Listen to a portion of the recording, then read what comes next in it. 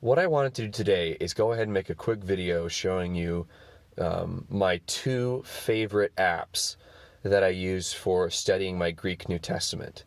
One of them is just an app for only the New Testament, so it only includes the New Testament. And the other one, though, is a full Bible app. Now, both of these apps are absolutely free, and I went ahead and placed links below so you can download them. I'm not being compensated by these apps in any way. They're not paying me. This is just my personal attestation, I guess, to these two apps, and I honestly use them on a daily basis. Most of the time when there are free apps, usually they try to, give you push notifications or, get your email, or they're janky, or they don't work offline, so you'll have a dead spot and suddenly they don't work. Both of these apps are not that. They work excellent offline. They're very reliable, and they're very simple to use and down to earth, and I really like that. So again, this is just my personal opinion. I'm not being compensated, but again, I just like to share useful tools, that at least tools that I find useful. So the first one we're going to look at is an app of only the New Testament, and it's basically these two gentlemen here. Their name is Eugene Nida and Johannes P. Lowe.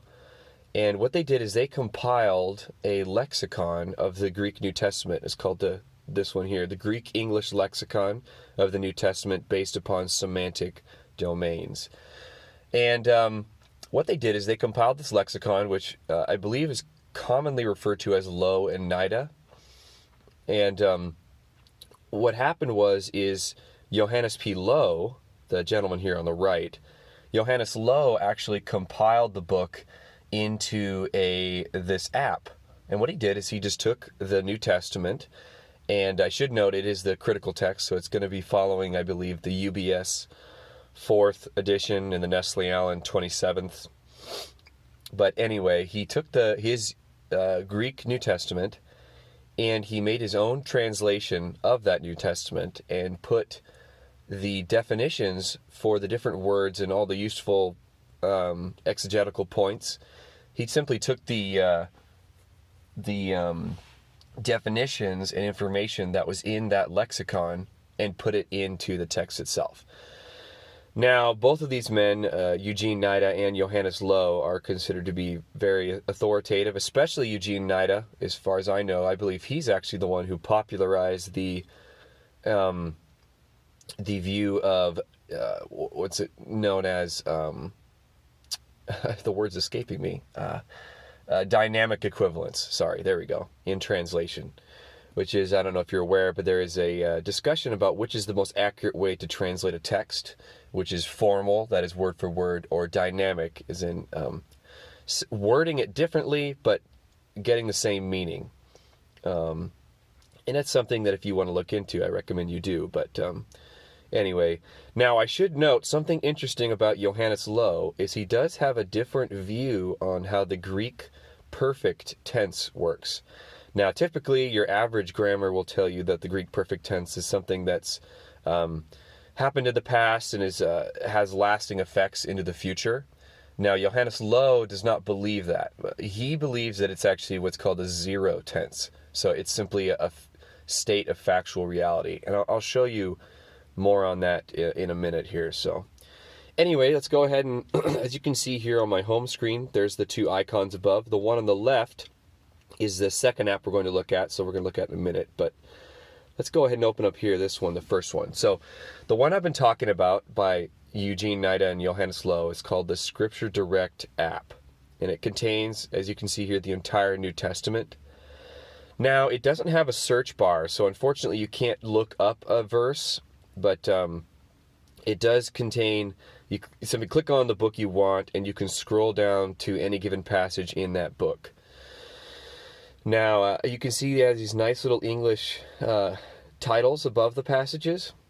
And as you're looking in here, I just clicked on one. There's nothing really fancy about it. It's simply an interlinear app. And you have the Greek text above, and below is Johannes Lowe's own personal literal translation. of the text. Now, again, he is going to be using his lexicon, the Greek-English dictionary based on semantic domains. So if you click on the Greek word here, it'll show you the English words directly below that correlates to that Greek word. And then if you click on that Greek word again, it pulls up all this information. So we see here that this word here is a verb, subjunctive, aorist, passive, third person singular. And it gives you the root word above. So it's morenomai, okay? And it tells you that it's translated as become foolish, and then it gives you another translation below. So, and you can do this on any word in the text.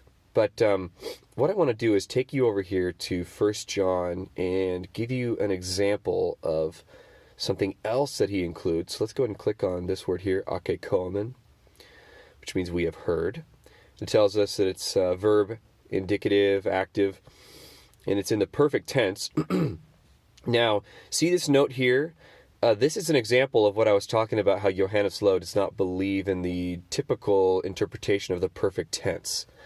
So it's just something to be aware of. So he does believe it is a zero tense, simply a state of factual reality. Doesn't necessarily mean it'll have lasting effects into the future.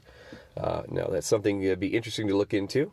I don't know if I go either way. I would say probably stick with the typical interpretation in the grammars, but it's still useful to know. Now, as I mentioned before, there's different words that you can use this word is translated as, akuo. And he go ahead and if you click on each of those differences, he'll show you the different passages that it's used in and the different ways that it's translated. And, same thing here. We have, this word here, martyrimen? And then the word is martyrio, is the root word. And again, you can click on any of the translation options below, and he'll show you how it's used in the context. Now, this is really significant because a lot of times one of the common mistakes that's made in translating for the first time is when you look at a lexicon and it shows you the possible list of translation options, and a lot of people will scroll through and just pick whichever one they like the best, and that's a fallacy. And so, anyway, it's good to look at them in their context.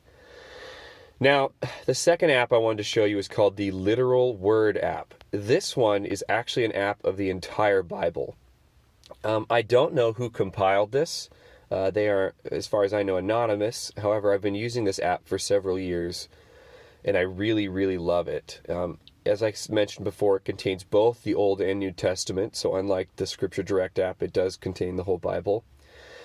But there's something else about it that I really like. So it has multiple versions. So here we have the New American Standard, the LSB, ESV, and KJV. So if you're somebody who likes the Textus Receptus, this is a good option for you. But you also have other options, especially if you're doing research. It's really handy to look at the different text types. So go ahead and here, come to Genesis 1, and we have little options. We can, copy and paste this. If I was going to message it to somebody, we can highlight it, just like I did here. We can actually add a note in here. So I'll just go ahead and type something in here, something simple, in the beginning. And then if I save it, here, it'll actually save it to the verse. So if I'm in church or if I'm taking a quick note and I want to look something up later, it puts this little number above the verse so that I can go ahead and click on it and it'll show me my note. So that's pretty handy. But here's where this app really shines, I think. See this little Hebrew icon? If I click on that and then click on any given word that's underlined, it'll show me the Hebrew root word below and also show me all the occurrences of that word. And it breaks them down into categories. So we have here the Pentateuch, the history, and then I can scroll down and it'll show me every occurrence of that word, as well as giving me, if you notice here up at the top left, H7225, that is the Strong's reference number. So if you're using a Strong's concordance, you can use that to look it up in your Strong's concordance. So that's extremely handy. And now, let's go ahead and let's go back to the New Testament, and I'm going to show you what I use this app for, which is, remember how I was looking at that word akuo in the Scripture Direct app? Well, if I go ahead and click the little alpha symbol here, the same way as in the Old Testament, and I click on the word heard, I know that's akuo, and we can see here that it occurs over 400 times. And so if I click on that, it'll take me to every passage where that Greek word is used. So this is really handy if I'm trying to do a word study as far as looking up the occurrences of a word. And so it's extremely helpful. And again, if you're using a Textus Receptus Bible, this will do the same thing, which is if you're trying to discover how many times it's used in the King James, you can do the same thing. And it's really handy if you're comparing the Textus Receptus with the critical text. So anyway, that has been both of these apps. I really hope that this helped you out. I'm just a guy this is my hobby, so I'm not a professional in any way, and if I made a mistake in here, please lovingly correct me. But some of these guys, the commenters, it's been really helpful because they've pointed out stuff to me that either I made a mistake on or something I missed, and it really helps me out. But again, comments in general, I love them, and I'll always respond to them if I can. So anyway, I hope this helped you out, and you have a great day or night in Jesus, and God bless. I'll talk to you later.